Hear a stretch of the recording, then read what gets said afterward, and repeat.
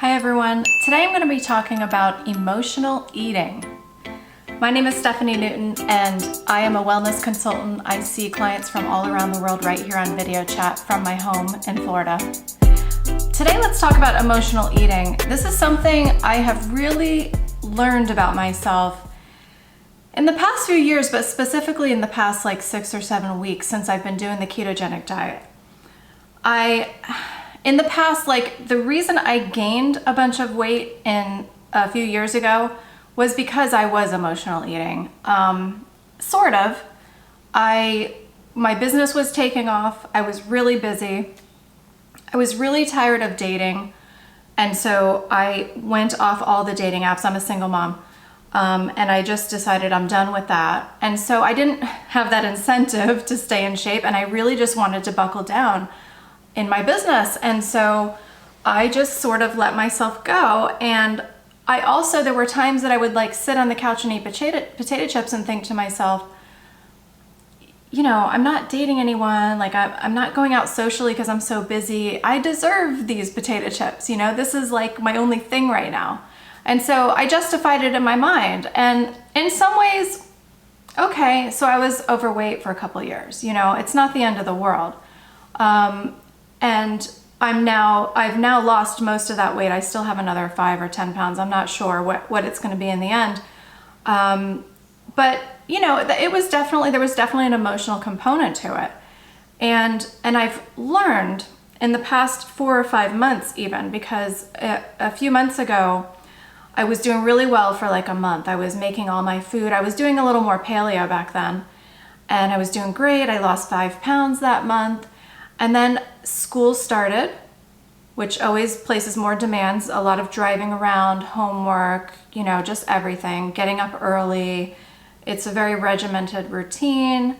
It's not the lazy days of summer, if your kids are my age anyway. And so school started and both of my kids got sick. And between two of them getting sick and it overlapping, it lasted a month. And I remember, this was this past September, I remember thinking I don't have time for this diet. I just forget it. I have too much on my plate. Just forget it. And I was okay with that. And I gained 5 pounds. So the weight I lost in August, I gained it back in September. And at the end of it all, when everybody was well and we were getting into a regular routine for the school year, I regretted that, And I think it's because I don't know if it was so much emotional then, but I guess it was. I felt during that time that, I'm not getting enough sleep. Not only were my kids sick, both of my kids were in the middle of competing in a national competition for their sport. And it was high pressure, high tension. We were traveling with sick kids who were competing sick. It was crazy. And the fact that my older son placed second in the nation for his age group blows my mind. It shows you what kids can do.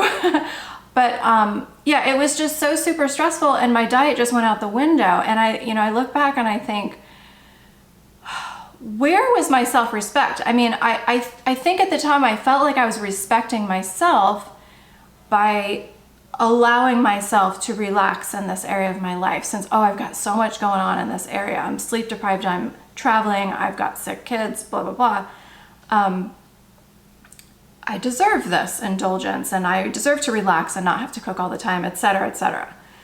And yes, there are some, accommodations we have to make for ourselves in stressful times, but to just blanket, throw it all away and just say, forget it this month, forget it, and gain 5 pounds. I look back and I think to myself, okay, I think I could have altered my attitude and gained 2 pounds, it didn't have to be such a disaster month for my health. And anyway, fast forward to this week, I've been on the ketogenic diet for 6 or 7 weeks now. And if you're on this diet, if you're thinking about it, you know that you have to track your macros. That's the macro ratio is the majorly important part of this diet. Staying in ketosis, especially in the first 6 to 12 weeks, is very important because you're teaching your body to become fat adapted, which gives you long-term benefits. even if you cycle in and out of keto later. So I'm still in that sort of critical period where I still want to maintain ketosis. I'm looking for my body to become fat adapted, and I don't want to cycle out of it. And so this past week, we've had some just issues come up in life, some big stressors, which included the past few days of sleep deprivation to make it worse. And I can tell you, a couple days ago, after my first night of barely any sleep and having this stressful situation come up, I was standing in my kitchen and I'm looking around and I'm like, I don't feel like cooking. I'm so tired. Not only that, I don't want to do this diet anymore. Those were the thoughts going through my head. I don't want this regimented thing. I want to eat those potato chips that are in the cabinet for my kids. You know, I don't want to do this. That was my attitude. And I had been super happy, strict keto up until that moment. And I sort of stepped back from my own self and I looked at myself and I said, wow, how can you just throw a diet that's making you feel great and helping you lose weight? How can you just throw it away in a moment's notice just because you've had a super stressful couple days? And I really had to look at that. You know, there was a big emotional component there. I don't even know. I think a percentage of the emotional component was probably, I'm tired. I don't feel like cooking. I just want to eat those chips. Like, sort of making excuses. And then another percentage would be,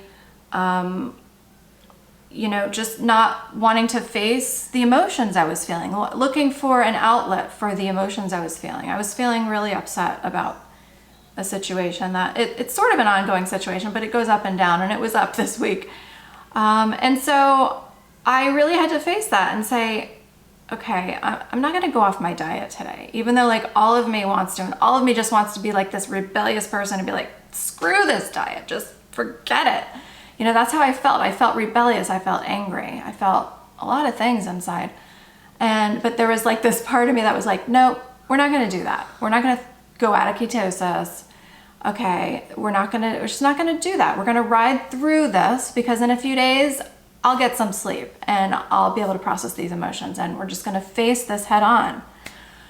So I was pretty successful in moving through that strong emotion, and I'm probably better off on the other side of it. You know, I'm learning about myself. I'm learning you don't have to give in to that. Everything's temporary, first of all. Even if it's a long time temporary or amount of time temporary, things are temporary. You know, I also looked at like principles from yoga of holding your poses even though they're really uncomfortable. You know, yoga is a good practice for life because it teaches you to hold situations that are uncomfortable. Just hold them, breathe through them, know that it's going to be over, keep going because you know you're getting benefits from this, etc. So I kind of let my mind go there too. I'm going to hold. I'm just going to hold. I'm just going to hold despite these emotions and these feelings and this fatigue. I didn't eat perfect. I didn't track my macros for the past few days. I didn't eat salads for the past couple days. And actually I found myself last night beating myself up because I haven't had a salad in 2 days. And then I was like, it's okay. I had to tell myself it's okay not to be perfect on this diet every single day. There are going to be ups and downs. I don't even know if I got enough protein yesterday. I made, you know what I really wanted to eat was like chocolate keto pudding and chocolate keto cake. And I didn't go crazy with it, but that's what I wanted. I was looking for comfort food, but I stayed within the keto range. And I think that I kept myself in ketosis. I don't know for sure. I still had a decent amount of energy for the fact that I had some sleep deprivation. So, you know, this diet has really taught me my response to food and emotions and just life in general, like wanting to just, okay, well, this part of my life has gone south this week, so just let it all go south, you know, like, yeah, I've done that before. And it's not a huge pattern, but it's a pattern for me, and it's really something I've learned, not just with food, but just, you know, like I said, life in general. It's just definitely something I've learned this week. So wanted to just run that by you guys today in case that helps anyone who, you know, goes through a hard time and thinks, oh, poor me, why me? I'm the only one. You know, you're not the only one. Oh my gosh. I mean, I'm a single mom with 2 teenage boys who have chronic health problems that most of the time their chronic health problems are in remission, but sometimes they flare and it's a really, really hard time. You know, I could go on and on about some of the difficulties in my life, but, you know, it's just a matter of being strong. And really, the ketogenic diet or any super healthy anti-inflammatory diet helps with your mindset. It reduces inflammation, you know, so it can bring down anxiety and depression. It can make you a little less reactive when things are going south. It can make you like take a deep breath and say, okay, I'm going to move through this. I'm just going to move through this. Meditation can help that too. Just sitting, being still, being focused with your thoughts, being able to hear the thought, let it pass by. Hear the thought, okay, process a little bit, let it pass by. You know, and you do that over and over and you learn to bring that into your life. So I think the ketogenic diet is great for that. Any anti-inflammatory diet is great for mental focus, discipline. I'm not really great with discipline, and this diet has really made me disciplined. It's also given me a ton of energy, so I'm getting a ton more done on a regular day, you know. So please know that you're not alone. There's support. There are keto groups all over Facebook, you know. Turn to people when you're feeling that way, when you're like, I can't do this anymore.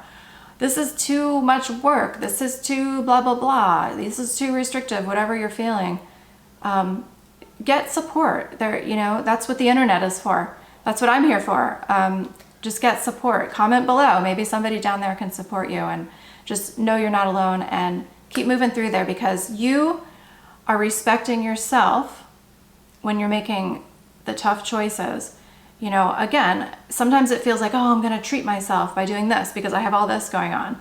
But really, you're not treating yourself. You're adding a layer of guilt onto all the other emotions you're already feeling.